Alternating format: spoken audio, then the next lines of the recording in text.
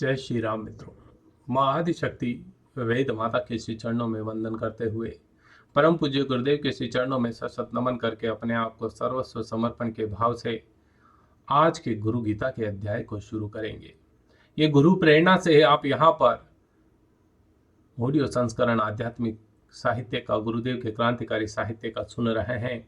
उम्मीद करूंगा कि ये ऑडियो संस्करण आपको काफ़ी अच्छा लगेगा और आपके जीवन को परिवर्तित करने में अहम योगदान देगा। आप इस ऑडियो संस्करण को पूर्ण सुने, ध्यानपूर्वक आत्मसात करने का प्रयास करें और अपने जीवन में इसी के अनुसार जीवन व्यतीत करने का प्रयास करें। आइए शुरू करते हैं। गुरु गीता सदगुरु की महिमा का गायन है। इसे जितना बखान किया जाए वो कम है। सदगुरु ही वह परम ज्योति है जो मानव जीवन के अंधेरे को दूर करती है। इसी के दिव्य प्रकार से मानव चेतना प्रकाशित होती है। मानव को महामानव, देव मानव बनाते हुए उसे ब्रह्म की अनुभूति देने वाली कृपालु सदगुरु है। उन सदगुरु को, उन प्रभु को शत शत शिष्य को नमन करना चाहिए। गुरु नमन की भाव भरी साधना से जीवन के सभी तत्व, सभी सत्य अनायास ही सहज सुलभ हो जाते हैं। नमन साधना की यह प्रक्रिया सहज सुलभ होते हुए भी परम दुर्लभ है। जो इसको नहीं जानता, जो गुरु नाम की महिमा नहीं जानता, इसमें दुर्लभता उस गुरु तत्व के बोध की है जो गहन श्रद्धा से ही मिल पाता है। श्रद्धा परिपूर्ण और परिपक्व न हो तो सदगुरु को सामान्य मानव समझने की भूल होती रहती है। श्रद्धा और समर्पण की सघनता में ही यह रहस्य समझ में आता है कि गुरुदेव मूर्त महेश्वर है। गुरु चेतना को नमन ही ब्रह्म चेतना को नमन है। प्रिय सज्जनों, पिछले भाग में हमने गुरु नमन की महत्ता को जाना था और आज हम जानेंगे कि शिव भाव से करें नित्य सदगुरु का ध्यान। सदगुरु के अनुरागी शिष्य को इसकी अनुभूति कराने की चेष्टा की गई। इसमें यह बोध कराया गया कि गुरु तत्व, परमात्मा तत्व एवं सृष्टि तत्व तीनों अलग अलग नहीं है बल्कि एक ही है, और जिस परम सत्य के कारण जगत सत्य भासता है वह गुरुवर के सिवा अन्य कुछ भी नहीं है। जिनके आनंद से जगत आनंद में पूरित होता है वह सच्चिदानंद कौन है? हमारे गुरुदेव है, हमारे सदगुरु है।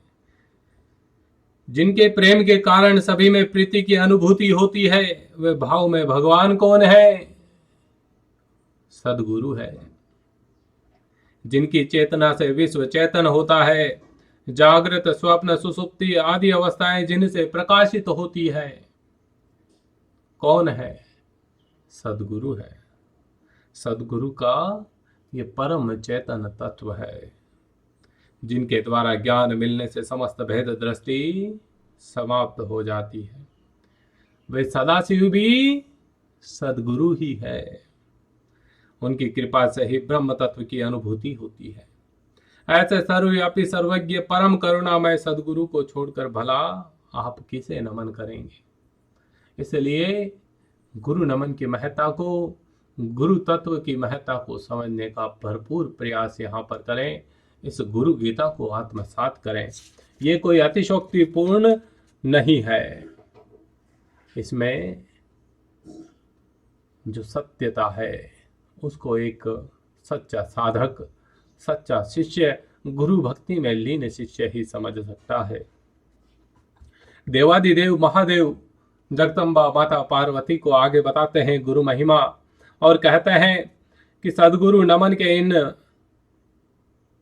ज्ञान भरे महत्व को जो व्यक्ति अपने जीवन साधना में समाहित कर लेता है, भगवान सदाशिव की वाणी शिष्यों को यह बोध करा देती है कि ब्रह्म चेतना से एक रूप गुरुदेव इस जगत का परम कारण होने के साथ ही कारण रूप भी ये जगत भी है। वे ही महाबीज है और वे ही महावट है। ऐसे कार्य कारण रूपी सदगुरु को नमन है।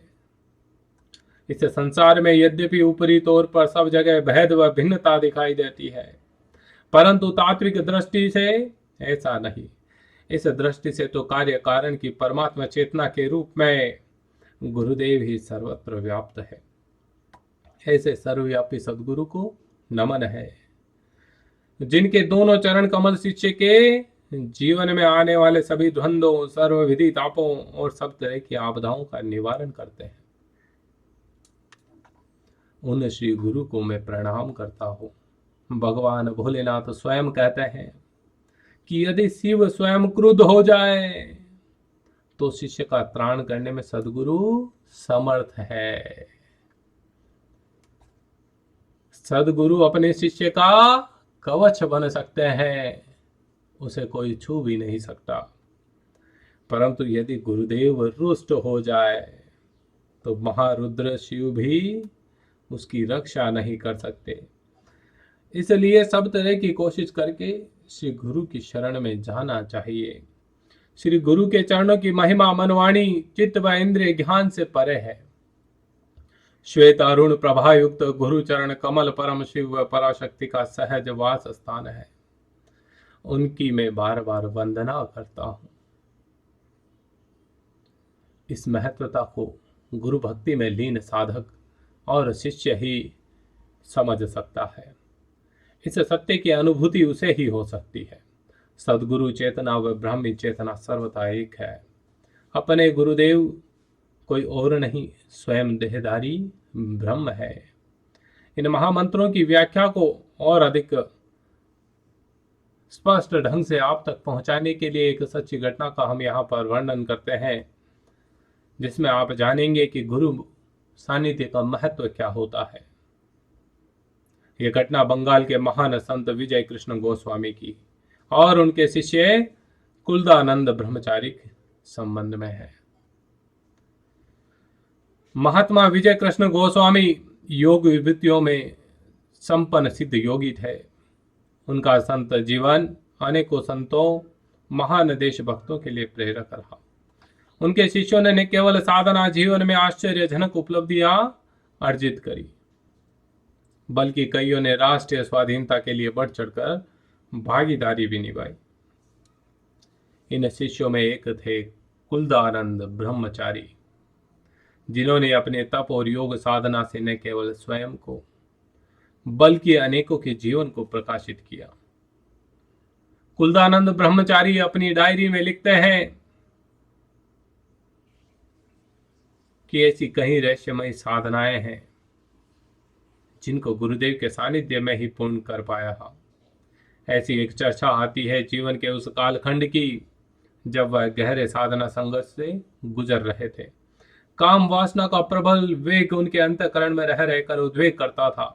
समझ में नहीं आता कि क्या करे, कैसे निपटे इस काम रूपी महाअसुर से।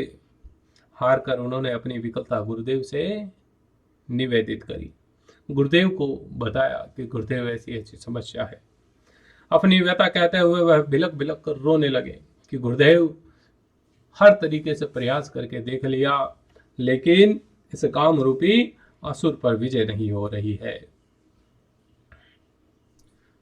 गुरुदेव के सामने जब शिष्य बिलक बिलक कर रोता है निष्कल भाव से, तो गुरुदेव भी ज्यादा सह नहीं सकते उसकी पीड़ा को, क्योंकि कहा जाता है सदगुरु अपना शिष्य स्वयं चुनता है और एक शिष्य, एक अनुयायी शिष्य में साधक के रूप में तब प्रतिष्ठित होता है जब सदगुरु अपना एक अंश उसमें प्रतिस्थापित करता है। उनके आंसुओं से महात्मा विजय कृष्ण गोस्वामी के चरण भीग गए और वह अपने शिष्य की इस अवस्था से द्रवित होकर कहने लगी, घबराओ मत, तुम क्यों रोते हो, हम है ना। गुरु के रहते उसके शिष्य को ऐसा ही अनुभव करने की कोई जरूरत नहीं है। अपने सदगुरु के रहते यदि कोई शिष्य व्यवस्था अनुभव करता है तो उसके दो ही कारण हैं, या तो उसका शिष्यत्व सच्चा नहीं, या उसके गुरु की चेतना अभी भगवान से एकाकार नहीं हुई है। अपनी बातों को कहते हुए विजय कृष्ण गोस्वामी उठकर खड़े हुए, दीवार पर लगी अलमारी से अपनी एक छोटी फोटो कुलदानंद को थमाई और बोले, बेटा, तुम शिव भाव से इस फोटो की नित्य पूजा करना। तुम्हें अपने जीवन की आंतरिक व बाह्य आपदाओं से सुरक्षा मिलेगी। फोटो लेकर कुलदानंद जी अपने निवास स्थान पर आ गए और नित्य प्रति गुरुदेव के चित्र का पूजन करते हुए अपनी साधना में विलीन हो गए। साधना काल में ध्यान के पलों में एक दिन उन्हें अंतर्दर्शन हुआ कि सुषुम्ना नाड़ी में अपनी चेतना के एक अंश को प्रविष्ट कर गुरुदेव उनकी चेतना को ऊपर उठा रहे हैं।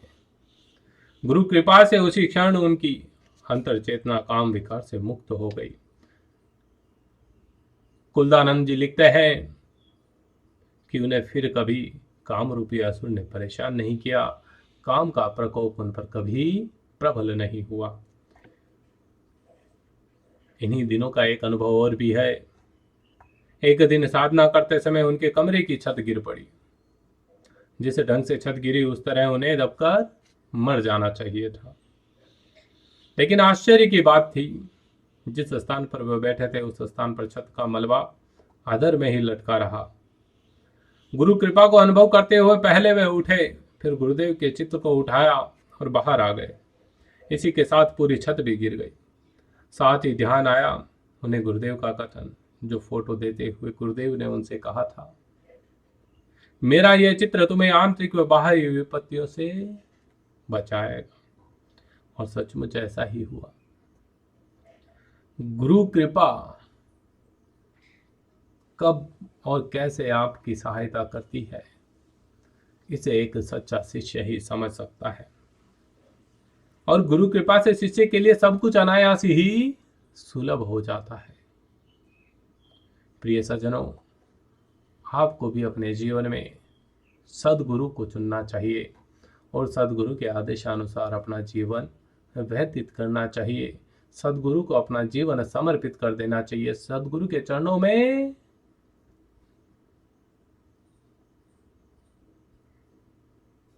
परम गति है और जिसको परमात्मा से मिलना है उसके लिए सदगुरु सेतु का कार्य करता है। बिना सदगुरु के परमात्मा से मिलन बड़ा मुश्किल है। उम्मीद करूंगा कि आज का प्रसंग आपको काफी अच्छा लगा होगा, पसंद आया होगा। यदि प्रसंग आपको पसंद आया है इसे जम के लाइक शेयर करिएगा, परिवारजनों के साथ साझा करिए और अभी तक आपने चैनल को सब्सक्राइब नहीं किया है तो सब्सक्राइब अवश्य कर लीजिएगा। जय श्री राम।